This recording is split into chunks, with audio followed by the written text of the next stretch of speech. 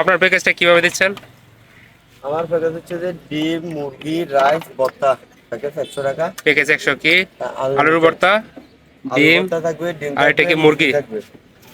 এখানে রাইস কি কি আছে? রাইস হচ্ছে যে ভুনা খিচুড়ি, সাদা ভাত। সাদা ভাত বা ভুনা খিচুড়ি নিলেও 100ই? 100। যেটা নেন এটাই। মামা সাথে এত কমে কিভাবে দিচ্ছেন? এই কোনো রকম নিজেরা করি, এই জন্য টুরিস্টরা একটু সাশ্রয় খায়, যাতে কষ্ট না পায় টুরিস্ট, এই জন্য। আপনার তো মনে হয় এখানে একদমই লাভ থাকে না, এই হয়তো এই কিছু থাকে মোটামুটি একটু। আর কি, একটাতে 10 টাকা, 15 টাকা, এরকম আর কি।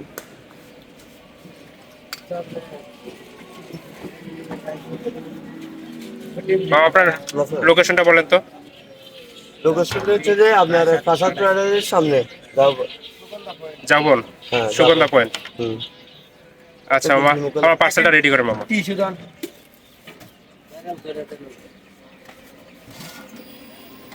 আর এটা এই মাছটা কিভাবে দেন?